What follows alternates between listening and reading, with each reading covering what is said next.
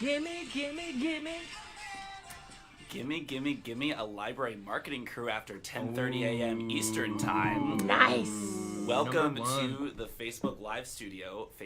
We have our library marketing team rocking out to some Cher ABBA covers and talking about some books. So take it away. Hi, everyone. Oh, my God. What could be better than Cher? Good question. Cher in the morning. Cher in the morning. Cher in the morning. So, yes, that was, we're doing Cher's memoir in 2020. So we're going to be playing Cher music all the time. Put it back up and let's not talk about any books. I'm only kidding. Okay. Don't tell me that because I will. Hey, hello. Oh, yeah, who are we? Let's go out of order. You go. Me? Yeah, you, mister. Who am I? Who are you? I'm many things. Oh. First and foremost, I'm Christopher Connolly, and I'm glad to be here. I'm that also, so I'm many things, but I'm happy to be here with you fine folks. Fine folks. Yes. Who are you? I'm Lainey Maeve, and a Cher lover. Cher lover. Oh my God, so excited about that book. We're excited about all the books, but really that one. Plus, we have lobsters. Why? Because we're going to Seattle. I'm Virginia, and we're the Library Marketing Department at HarperCollins, and next week we're flying off to the friendly skies of Seattle for the American Library Association's Midwinter Conference. And so they drink coffee, so we have coffee. I don't, because I have a little reflux.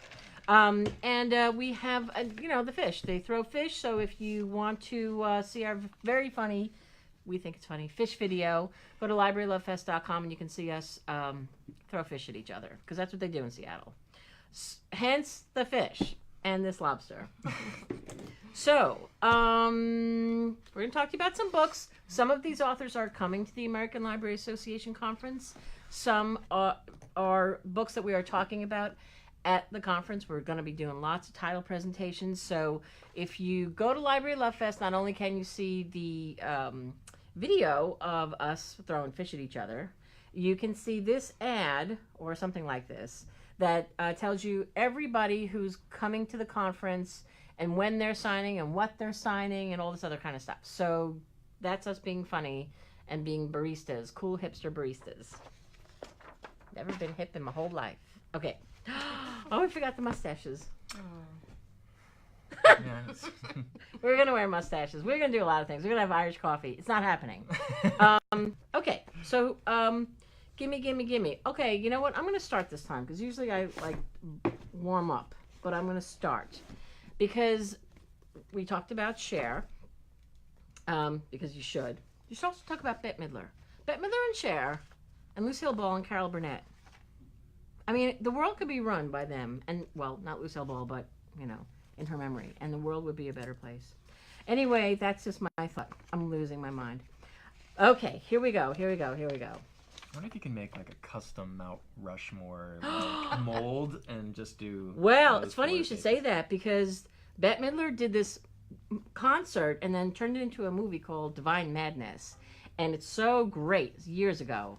And they have a Mount Rushmore. So, the cover of her album is Mount Rushmore. Her face is in there. It's hilarious. So, anyway, we love her. Okay. I'm going to start with Jocelyn Jackson's book, Never Have I Ever. And why am I starting with this one? Well, for lots of reasons. She is beloved, and can you guys see over the shark? I wonder. I'm going to hold it over here. Yeah. Yeah? Okay. Scusi. So, this is a little bit of a departure for her. This is a little, this is darker, psychological, twisted stuff happening here.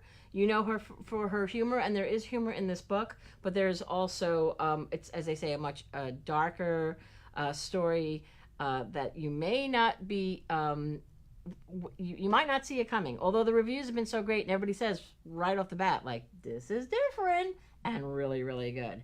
And it is about this this woman. It starts off with this group of women, and they have a book club. And there is a woman who ingratiates herself into this book club. She lives in this cul-de-sac where they're having the book club. meeting, and but it's an Airbnb, so there's lots of people, like lots of transients, and so they're not looked upon quite in a positive light. And one of the people who lives in this in this house, in this Airbnb, and who is joining this book club, when she shows up, she sort of invites herself, and they describe her as this very, very perfect face and perfect body and symmetrical, and this long, shiny black glossy hair. So they call her Cher Hair behind her back.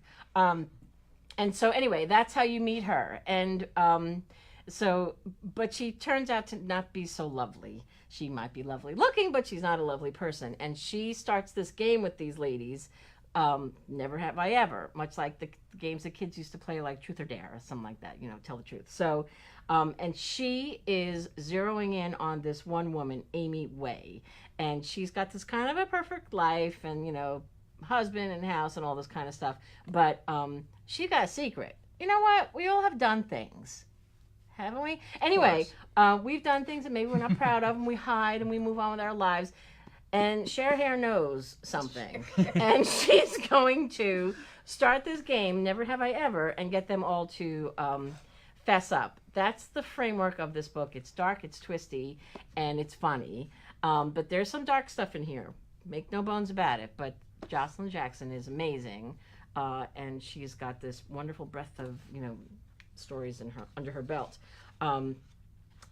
I don't know. There's this great letter on the inside from the senior director of marketing, but she's just basically saying, you think that you know her because of Gods in Alabama and the Olmos Sisters, New York Times bestseller, and those were all wonderful, New York Indie Next Picks and all that stuff, which is all fantastic. But this is creepy, twisty, and full of suspense, pacey, and dark. So get ready. There you go.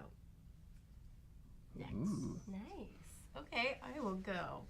So, coming to Midwinter, Julia Quinn. I have the library hardcover edition, so you can see both. Fancy. I hope you can see it over the... Don't want to jump the shark, but... Oh.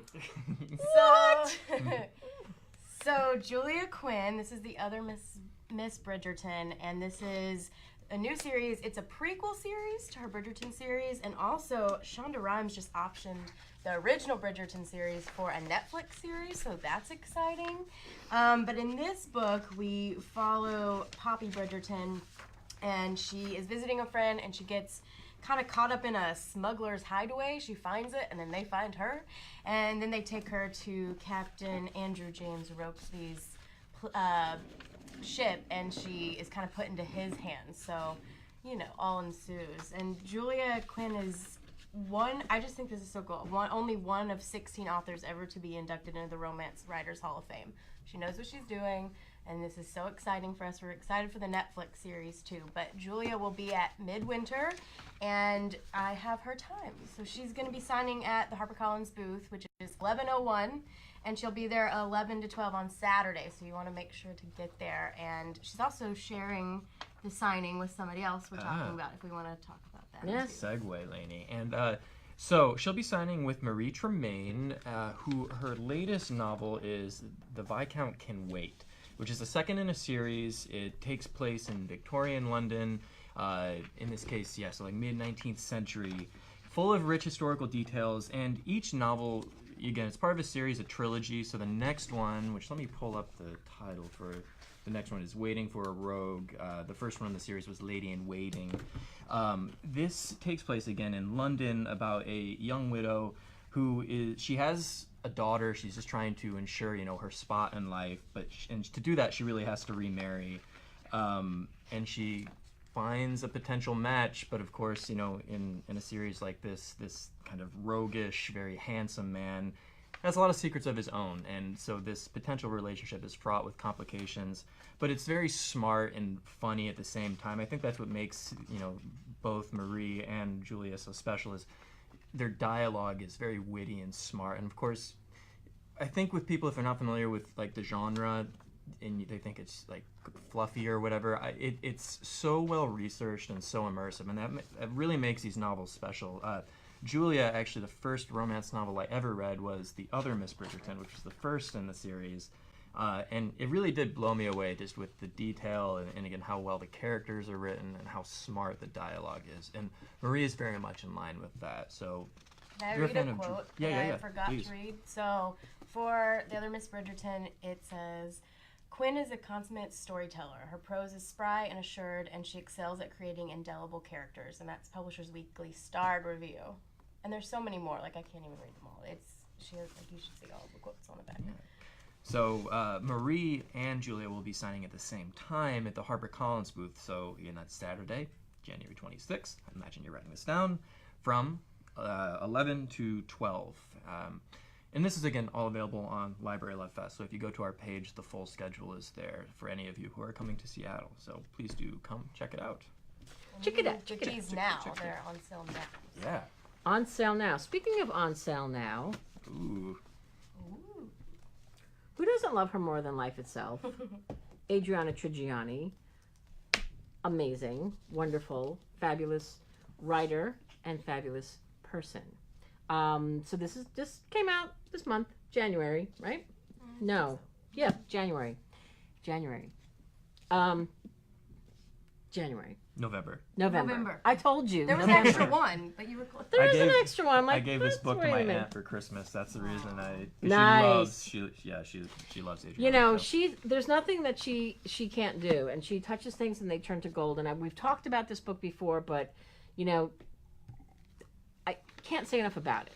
You know, it's this great story set in it's all 1940s lush big band era, and these two kids that these Italian kids growing up in the Jersey Shore, and they are talented, and they fall in love, and they become this thing. You know, they are a singer. They have this wonderful talent, and they just want to be in the big bands. And so it's the story of their life, and it's the story of the next generation and how they have to, their parents are like, what are you doing? But it takes you all across the country, all across the world, and it's got these wonderful, it's dotted with celebrities throughout. It's so thoroughly researched and so beautiful.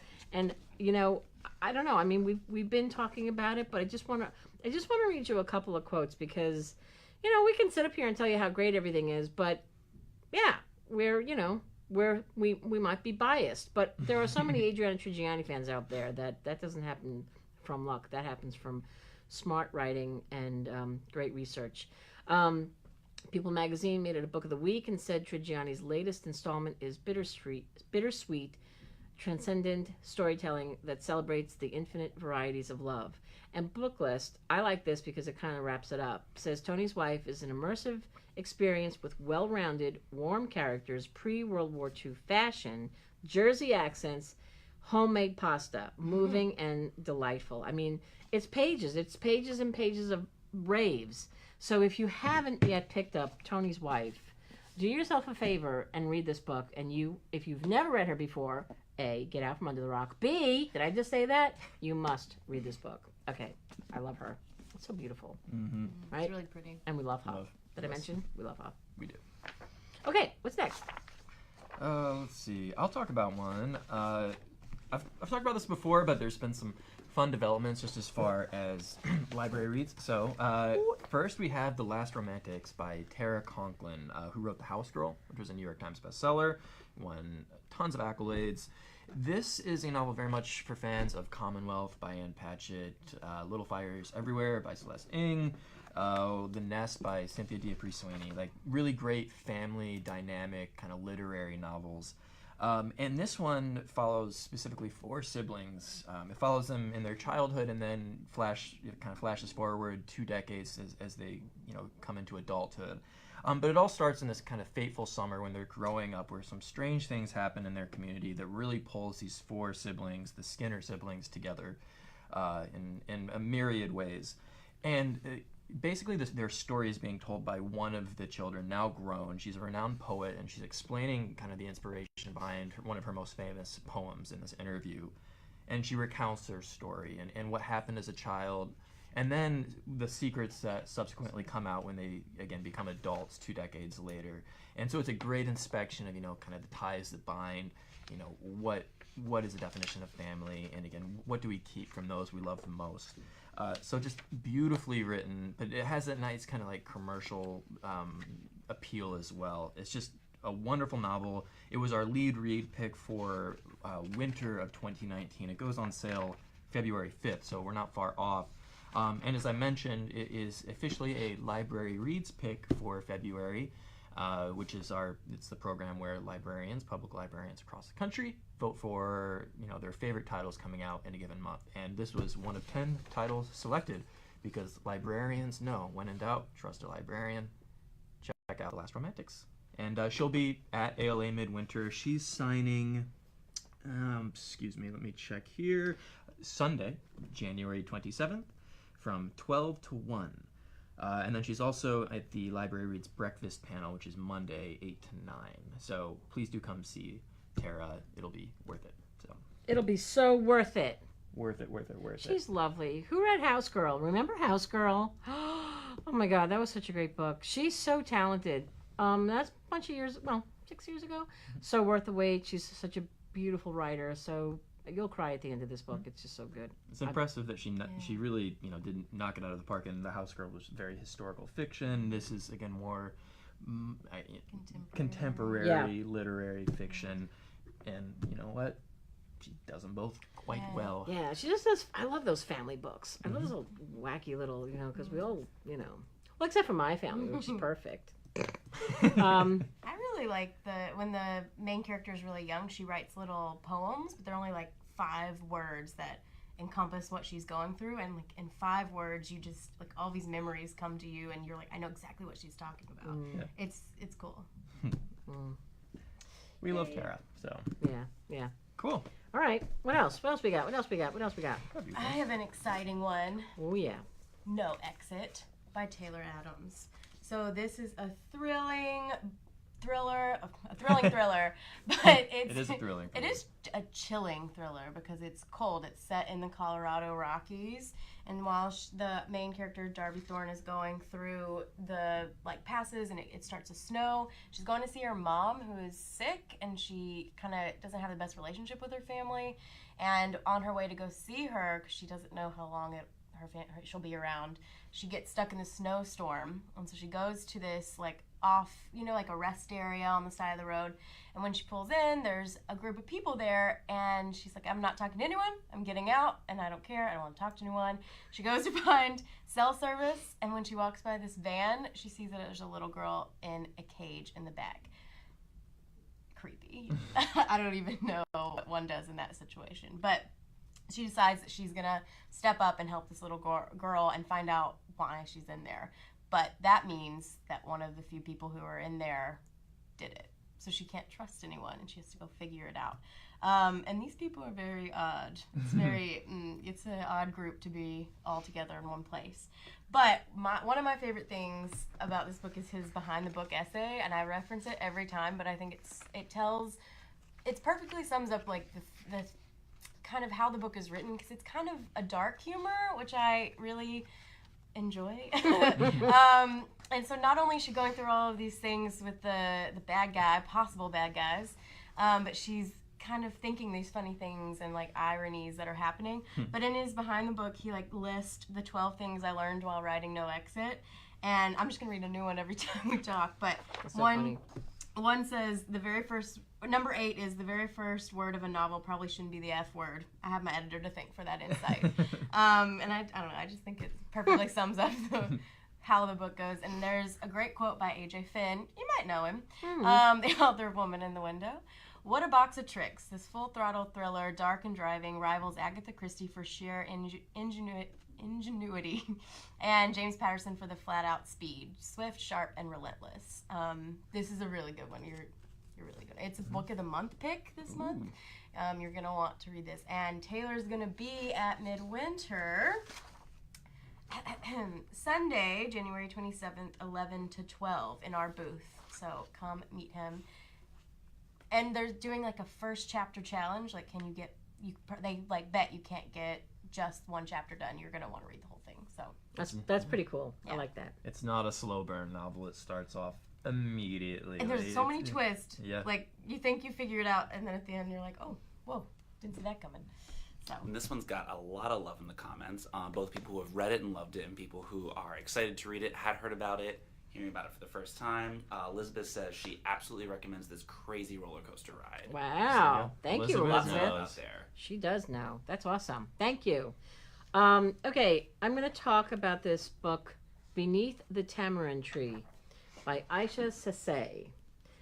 This is the story of the lost girls of Boko Haram. So the author, she is an award-winning journalist. She was with, she hosted the CNN Newsroom Live from Los Angeles. She had been Africa's correspondent for over a decade. So this is a story of writing about these girls who were kidnapped back in 2014.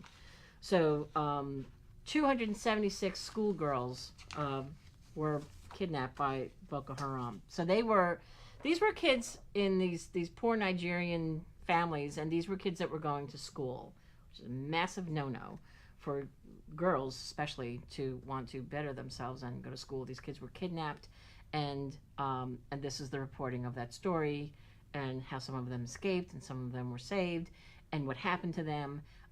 She is, as I say, she worked with CNN for years. She was also she also worked with Michelle Obama on that CNN documentary, We Will Rise. That was Michelle Obama's mission to educate girls around the world.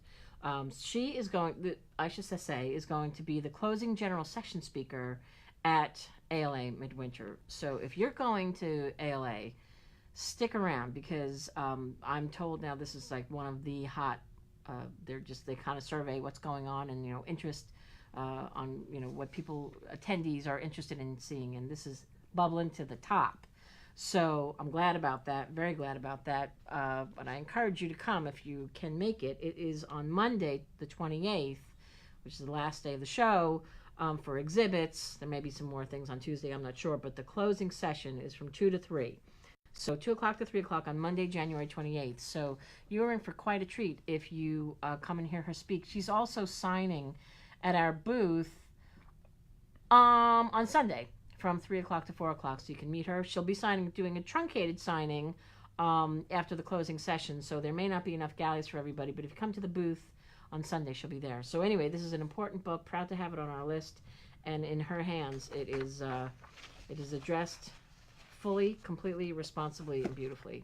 It's because it's a book of hope. I mean, that's the thing, it's like, oh, yes, there's horrific things that have happened, but it is a book about hope in the end, and it's there's a great line. I have to read this one line because I thought, okay.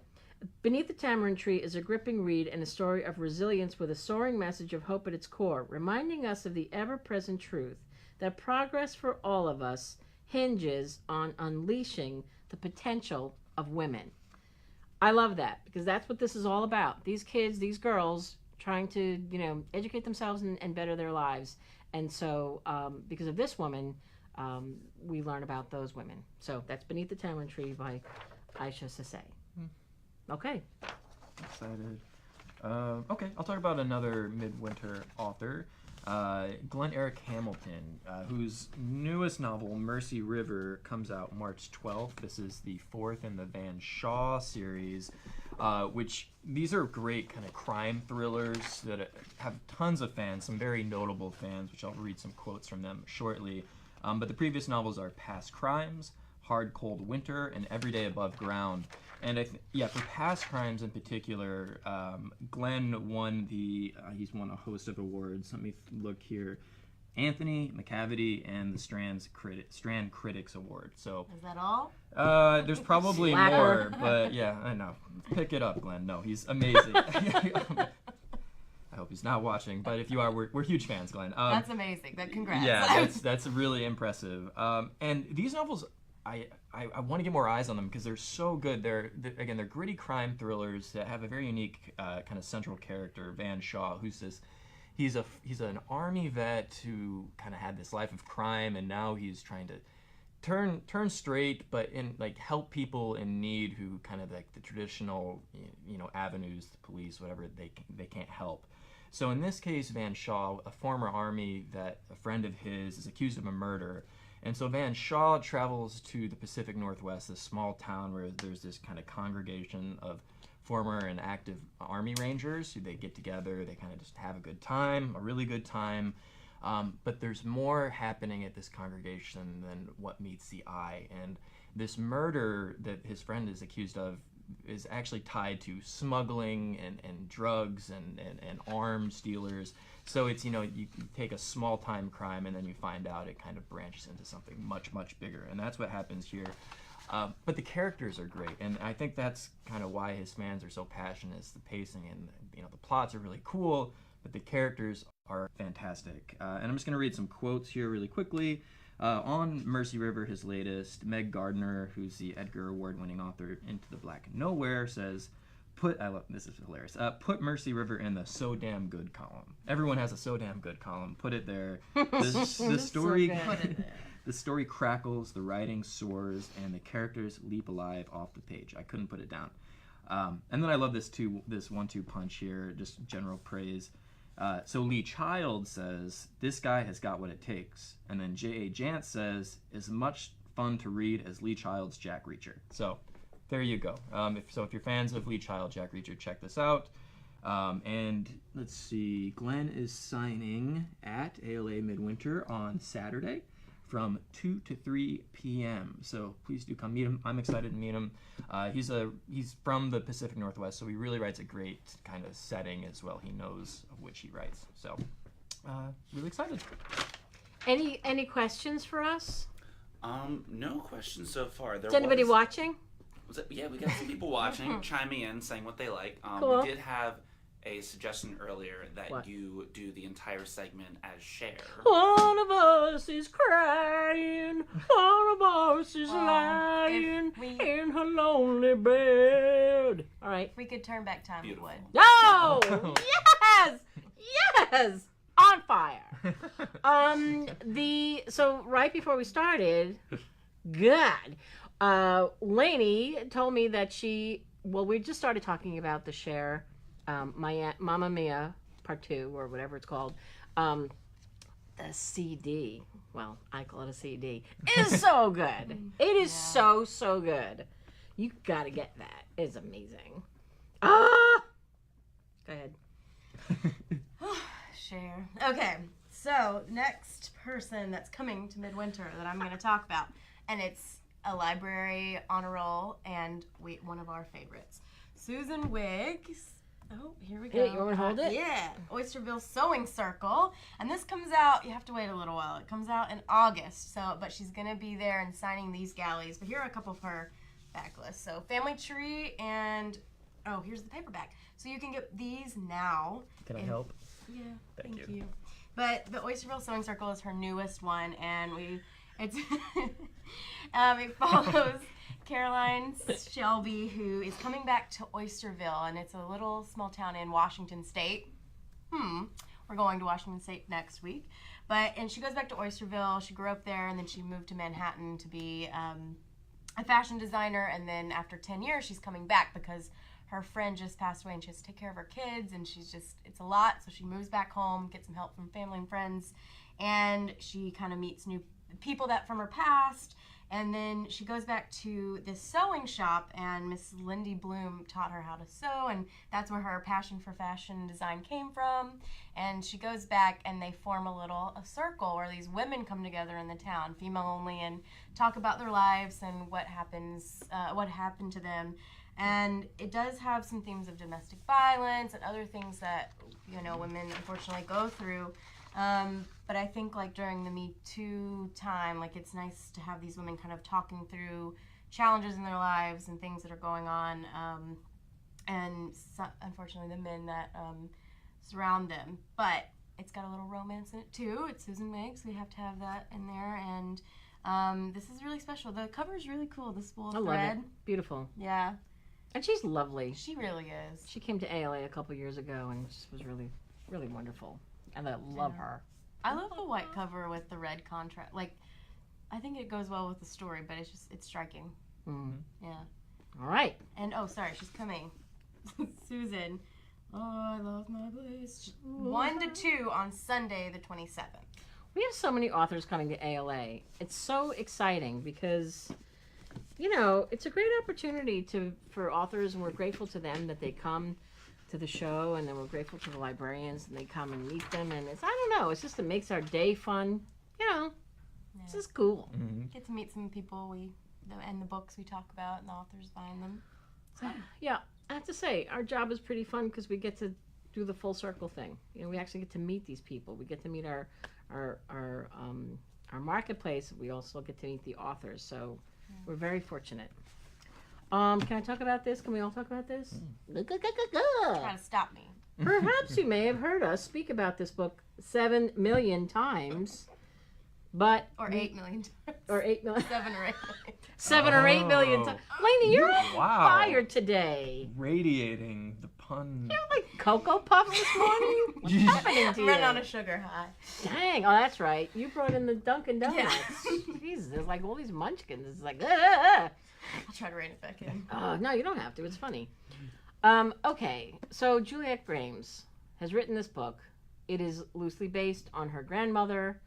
It is a story about these two girls who grew up in this village in Calabria, Italy. What their life is like there. They are really pretty poor, and what their life is like when they come to America. That is as succinct as I can make it. By no stretch is that enough, because look at this thing. There is love on every page of this book. I don't know a soul that we've given this to, or amongst ourselves. There isn't a person who has said, it's okay. I mean, I'm not kidding you. Everybody who reads this thing is like, oh my God, that was so good. Okay, I'm just going to read, I don't know, Adrienne Tribbiani, who we love. Juliette Grimes has written a magnificent debut, creating a deeply felt, richly imagined world based upon her family history. The dark beauty of Calabria and the promise of America sets the stage for Stella's volatile life, which will be a fight to the finish as she survives a brutal patriarchy while navigating complex family ties and expectations. Moody, original, and profound. Brava. Stella is the person at the core of this book, and she comes against so many obstacles in her life. This is not fluff. This is anti-fluff. This is really, some of it is heartbreaking, and some of it is beautiful, and all of it seems so incredibly real. I cannot say enough about this book. Do you want to talk about it? Yeah, I mean, when you say like heavy, I like wept with Stella in some points. Just it's heartfelt, and I think what's really special about it is that it's kind of based on her grandmother's life. So she came to the office and was talking to us about kind of the story behind things that happened in her grandmother's life. She doesn't really know, you know, and I think we can all relate to that. Like people in our lives where we see them on ups or high points, it becomes like a family joke or an anecdote that someone tells a story, but you don't really know how they were feeling or what they were experiencing in that moment. And she really just kind of took these events and gave like an explanation of what could have happened. And you're just like, I don't know, you feel for this family, you want them to succeed, but you're also, I don't know, you're just rooting for them and Stella, and it's beautiful. Also, Julia is just an amazing person, and she does such a good job talking about this. We have a video with her and a presentation on YouTube, but you can also go to our website and find it. Like, worth the watch. There's like family pictures and stuff. We're gonna bump it up to the top of the Library Love Fest when we head off to Seattle, so you can see it, because though there are no photographs in this book, she provides these, as Lainey said, she provides these photographs, and you just get it. It just adds a whole new layer to this thing, because you, as Lainey said, you just really get to see how this woman, the trajectory of her life and what happened through her life. And when you put a face to it, even though this is fiction, you know what this is about and you know who it's based on. And when you see this presentation, it all comes together in a whole new color. Also, something cool we'll have at the booth, they made recipe cards, and it's a lot of writing. Juliette put all this information about her family and the recipe they made. Like, come grab one from us because it's from Juliette. Yeah, there are many, many more quotes, but I do love that Adrienne Tribbiani one. So anyway, there's just a ton. Oh, and there's a family here. That's cool. All right, we'll just spend the whole hour talking about the 7 or 8 deaths of Stella Fortuna. But here's a family tree. So because there are so many people in this book, and so this gives you an idea of, if you get sort of confused, like, well, wait, who is this? Yeah, who's Antonio? You go into this and you can see who's who. It's great. She's thought of everything. Anyway, that's the 7 or 8 Deaths of Estella Fortuna. And she is going to be at the HarperCollins booth on 1 o'clock on Saturday. She's going to sign from 1 to 2. And then she's going to be on a Library Reads debut panel at 3 o'clock that same day, from 3 to 4 on Saturday. That is a cool panel because you get to hear from all these, like 4 or 5 authors, I forget. And you get to hear their experience. Like, how the heck did you get published? Where'd you get this idea from? What'd you do? What inspired you? It's very interesting. That's always a really popular program, and very, very interesting just to hear what everybody has to say. And the excitement is so crazy because they're all puppies in a box. One thing you mentioned, Virginia, just to continue the Yes, Fortuna talk. I'm not deepening my voice. Yes, this is my normal voice. What did you want to ask me? Well, this is a really serious topic I was going to bring up. No, just you talked about like when you were in the midst when you were reading this and you were back home and when you're away from the book, thinking about the characters as they kind of live on even when you're putting the book down. I think that's a sign of like a great book when the characters are jumping out of the page and not alive, where they're continuing on. The life of the book continues on when it's away. It's true, because they're going through so much stuff, these kids, when they're growing up, and then when she's, she gets with her husband, and you think, I wonder what's happening to her. Like, that's literally what was going on when I was reading that thing. When I'd be in a meeting and be like, I wonder what happens next. That's crazy, because it's ink and paper. In the end, it's ink and paper, and yet it's like, I have to know. I just wanted to bring that up. Thanks for bringing that up, Christopher. No problem. I'm not even gonna try. Next time, we're not gonna have so many munchkins. Okay. I had a lot of munchkins. I Did lost you? track. Yeah, that's bad. So We'll be crashing soon. yeah. All of us is crying. Sorry. Alright, let's see. In my head. Why do they in call your that heart. an earworm? Earworm? I don't know. Is that what they call it when you have a song in your head? An I don't earworm? know, but we should make that a thing. Oh. It's an earworm. Look at me. Got an Hashtag earworm. earworm. I don't Shareworm. know. I'm not on Laney's level right I now. love that too. Virginia, Yesterday, thanks Chris- for sharing what's in your head. Boom! It's low-hanging Mickey. fruit, Michael. Nice. Also, when you were talking about the girl that they call Share Hair, and you said they talk about her behind her back, I was like, no pun intended, but I didn't say it. Oh! Because her hair's behind her back. Okay. That's so great. Also, if you haven't seen Cher the musical and you come to New York City, it is a must. Bucket list, check it. It's amazing. And my God, it's so good. I was hoping she was going to be there, but she wasn't. Which Sherry Bush actually mentioned in a comment, asking if you've seen it because she said it looks good. Yeah.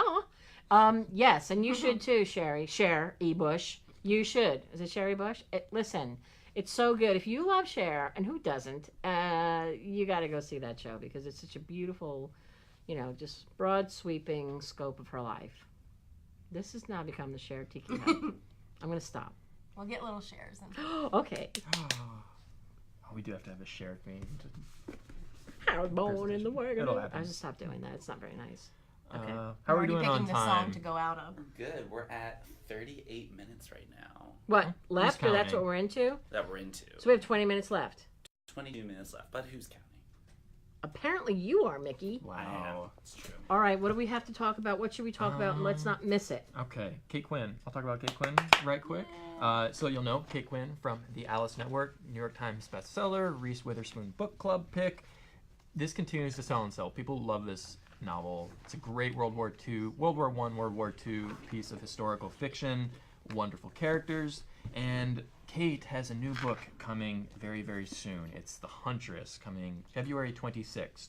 I had mentioned that The Last Romantics was a February Library Reads pick, as is The Huntress. So we had 2 on that list. We're absolutely thrilled about that.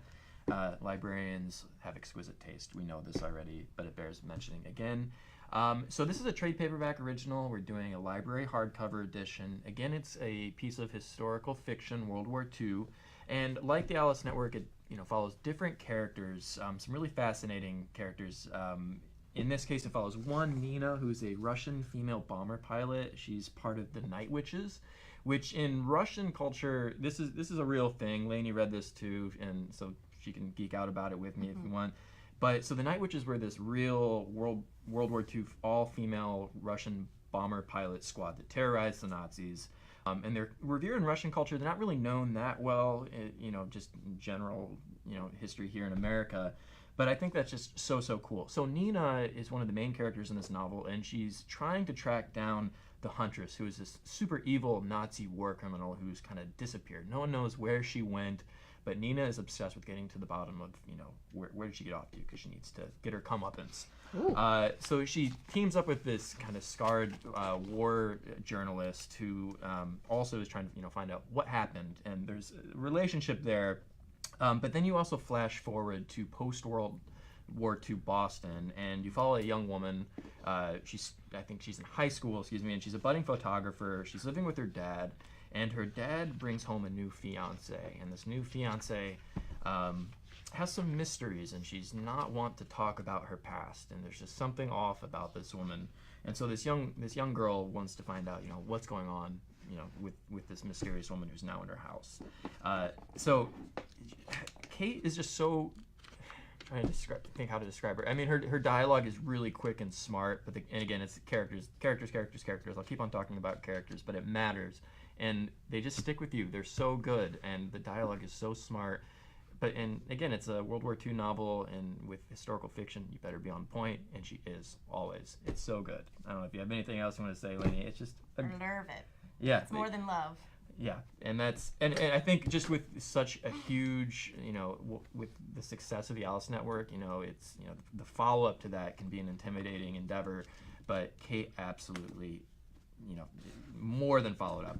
Anyone who loved the Alice Network, you're going to be head over heels about this with this novel. And she's going to be at ALA Midwinter, which is she'll be signing at our booth Sunday from 2 to 3 p.m. So please do come to meet her. I've had the pleasure of meeting her in the office. She's so lovely and so nice.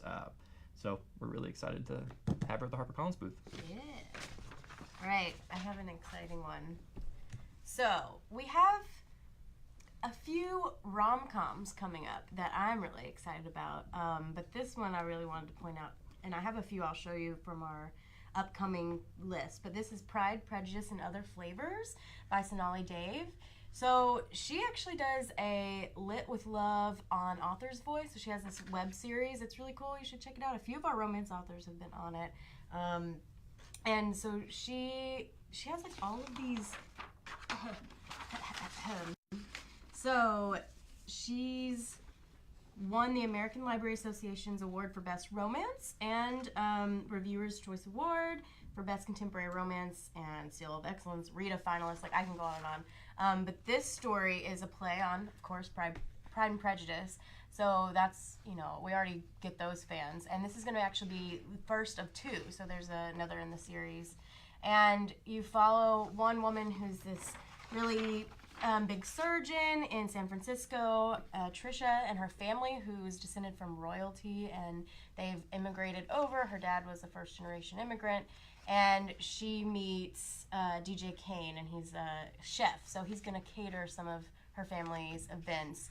And then she's treating his sister in the hospital because she's a surgeon. So they get kind of off on the wrong foot. The Pride and Prejudice line, all of that. But it's kind of the family, and you get to know all of them, and then you'll see them in the second book. It's really fun. You're going to be hungry because all the food he makes. I was really hungry when I was reading it. But it's really fun, and I really like the twist on it. It's some people have done that before, but it's really cool. They kind of put Trisha in the Darcy role, which is really cool. So there's that. But we also have some more rom-coms that I just want to show really quickly. So we have The Marriage Clock.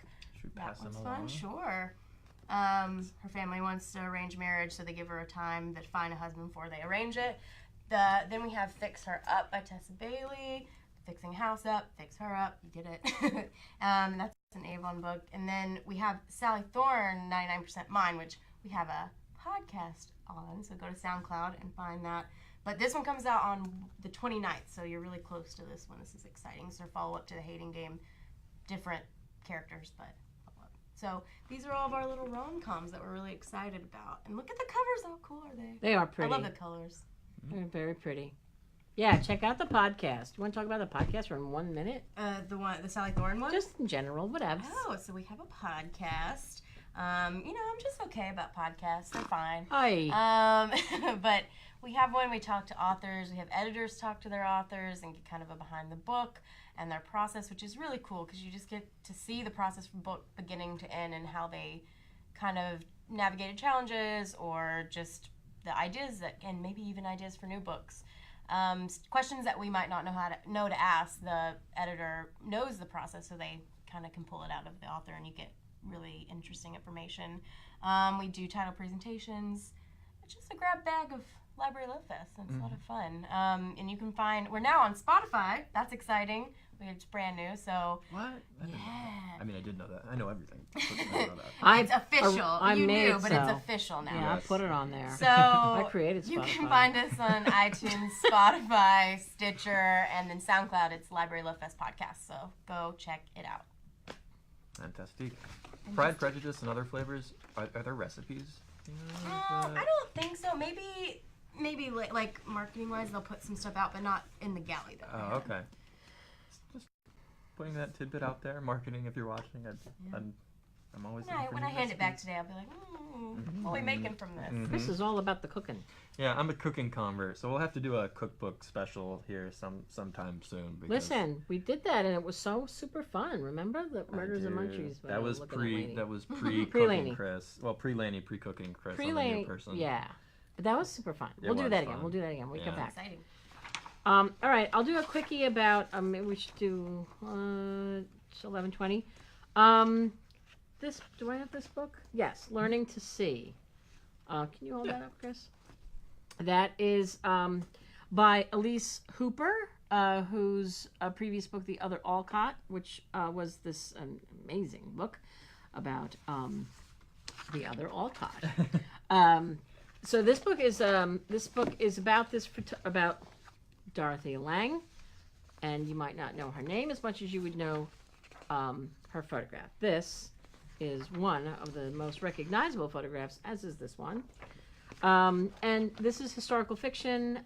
This is her story. This is a story of this woman who in 1918, when women weren't doing stuff like this 22-year-old woman moves to San Francisco to sort of live life on her own terms, and she sort of recreates herself as Dorothy Lang, and she marries Maynard Dixon, who's this painter, and she is this budding photographer, and it's the story of her career, but also about, like, it's the early 30s, the Depression is happening, their marriage doesn't work, she's got these 2 kids, she has to figure it out. She uses her gift as a photographer to capture what's going on in the world.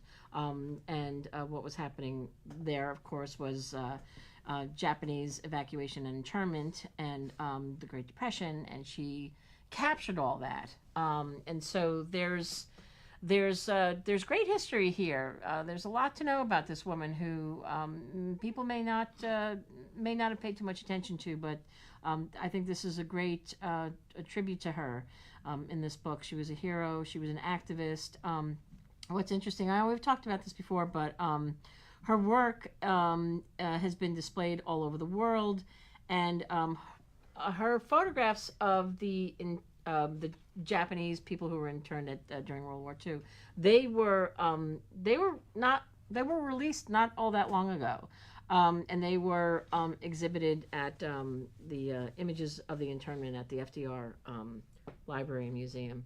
So she captured history, and so this is the story of that and her life. So again, Learning to See, a novel of Dorothy Lang, the woman who revealed the real America, and that's by Elise Hooper, who, as they say, wrote The Other Alcott.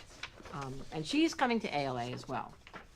And that is, thank you, Sunday from 4 to 5. So if you're around on Sunday and would like to meet her, she's lovely. And I don't know I'm talking like that because she's not British. But anyway, come to 11:01. All right. I Then have we're one gonna book. I have one that I can put in really fast. Yeah. At the Yeah, end, if do you want to go ahead and lightning. Do lightning. Lightning? Lightning. Lightning. All right. Go ahead. Okay. I will talk about The Gone Dead by Chanel Benz, who she actually will not be at ALA, but I love this book, so I think it is worth talking about. So this is coming June 25th. Chanel, her debut short story collection was The Man Who Shot Out My Eye Is Dead, which is a great title, and it was a great collection of kind of literary short stories. And she garnered some serious fans, including George Saunders, who's one of my favorite authors, and he gave her a nice little blurb. He calls her a riveting new voice in American fiction. I totally agree. So this is her first novel, and it takes place in the American South and follows Billie James, she's kind of in her late 20s. She's the daughter of this famous black poet who died when she was very young, and she inherited like a small amount of money in this tiny little shack in the Mississippi Delta. And she hasn't returned home for a long time, but she finally decides to return home to this little shack and see what everything is about. And it's a Southern Gothic novel. It's tense. There's kind of there's a thriller element to it, but it really tackles issues of like the South, whether it's race or the criminal justice system or poverty, police brutality. It covers all of that. But the story itself is really following Billie as she returns to the small shack that she's avoided and the past that she's avoided. And she starts to learn some strange things about her past, including that when her father died when she was young, Billie disappeared for a stretch and no one knows where she went, and she doesn't even remember this. And she's trying to figure out how this disappearance, whether it played into her father's death and what's the truth surrounding that relationship. But oh my God, it's just so atmospheric. She goes to this kind of secluded, house that she inherited, and it's, there's like a neighbor maybe a couple miles away that they have a complicated relationship with, but she describes the sounds and kind of the solitude, and it's very just. I love the jacket because I think it plays towards that kind of geographic and social isolation that you can kind of face in the Deep South. And just the mood involved. It's again just dripping with style, and again a wonderful voice. So it's a big deal. Dripping with style. It's just gorgeous. It's a gorgeous but dark. Oh God, it's a good novel. So it's coming June 25th. So we're really excited about it. Again, she won't be at ALA, but the e-gallery's up on Edelweiss, or if you want a physical copy, drop me a line. Get your eyeballs That's it? on it. That's it for me. Okay, I'm going to do one really fast. Well, two really fast. Well, I'll do one really fast and you do one really fast. Okay, so this author, Chanel Reynolds, What Matters Most, the Get Your Shit Together Guide to Wills, Money, Insurance, and Life's What Ifs. This woman is the founder of Get Your Shit Together, a popular website. It's her personal story about her, unfortunately, 10 years ago, her husband died in an accident, and she was left to pick up the pieces and go on with her life. And she really hadn't paid really much attention to their finances. They had a child. It's just a child. Their child together, and she really had no idea about any of this stuff. So she's coming to ALA. She's going to sign at the booth. I'm very excited about this book. I think this is a good library book. Come to the booth on Saturday. She's going to, when it's really hopping, at 10 o'clock. And she's going to sign galleys of this. But this is great because not only does it tell you the sort of the emotional aspects of that kind of stuff, where people just put that stuff off because they don't want to deal with it. Tells you about her life. But it also does a checklist, like a real hardcore, stop fooling around. This is the kind of stuff you have to do. You have to have emergency fund. You have to know about your insurance. You got to know about, setting money aside for XYZ. It's all that stuff. Pay attention. This is going to be good. So that's What Matters Most by Chanel Reynolds. Okay. Very quickly, one I'm super excited about, Sylvia Plath and Mary Ventura and the Ninth Kingdom. This is newly published. I mean, not many people have seen it. It's in academic vaults, but this is newly published, newly found to the outside world, besides like archivists and other academics, which we have a really great conversation about on our Harper Academic Calling podcast. Our colleagues, they talk to a librarian about finding different new manuscripts. Go check that out. But this, Sylvia Plath, I love her already, but it's very short. Like, you can read it really quickly. this is the paperback, which is already available, but the gifty kind of hardback cover is coming soon, next month. So if you want either or. And so this is just a short story that Sylvia Plath wrote when she was a student at Smith College in 1952. She submitted it to a magazine and they did not accept it. So now it's being published, and it's kind of a fabled story. A girl, Mary Ventura, gets on a train and she's going towards the Ninth Kingdom. But what is that, and what does she have to do to get there? I just love this copy that says, "Lips like the color of blood, the sun of an unprecedented orange, train wheels that sound like guilt and guilt and guilt." And I just love that so much. It's such a good story, and I mean, you're gonna find all of the little things that Sylvia put in there for you. So check it out. Does it say what magazine did not Yeah, accept it? Mademoiselle, I want to say. They didn't accept it, right? No, I think it was Mademoiselle. Mademoiselle. Okay. So. Cool. Whatever.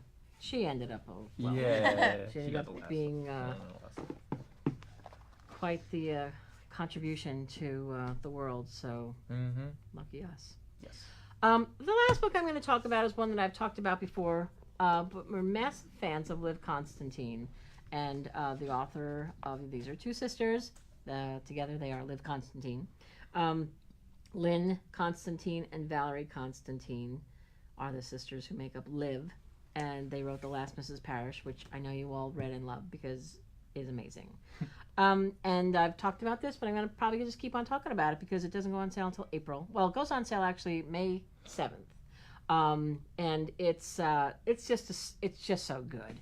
You know, The Last Mrs. Parrish came out of nowhere and was so amazing. I'm sure it didn't come out of nowhere for them. I don't mean that, but I mean for all of us, you know, to lay our eyes on that book and go, what? And then this comes out and it's like, what? Really? They do it again? Great. I'm not really surprised, though, because they're such talented writers and they're so smart. And this is a story that takes place in Baltimore. It's very high society, big money. And it's a woman a millionaire, who is murdered. Elderly lady murdered. Well, she's in her 60s, I think, and she's murdered. And so it's the repercussions of that. And it's kind of told through the point of view of her daughter, who is married. Marriage is kind of wacky, and they have a little kid. But this daughter has a friend childhood friend, high school friend, and they've lost touch for several reasons. And that woman has gone on to become a mystery writer. And so they get together again because grief has just, you know, the big picture. They get back together again as they resume their friendship. And creepy things start to happen. Very creepy things start to happen to the daughter of the woman who was killed. Very creepy things. I don't even want to spoil it, but trust me, it's weird. And somebody's after her. Somebody's leaving her creepy notes. Somebody's leaving creepy things in her house. How is this person getting in?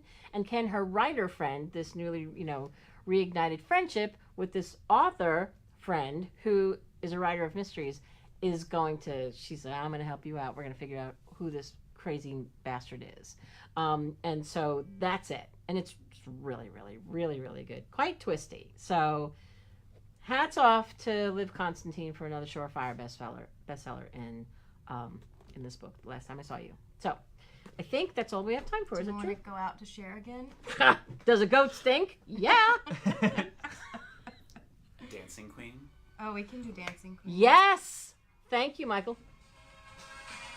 Hope we see you all in Seattle at ALA. Go to librarylovefest.com. Hey-oh.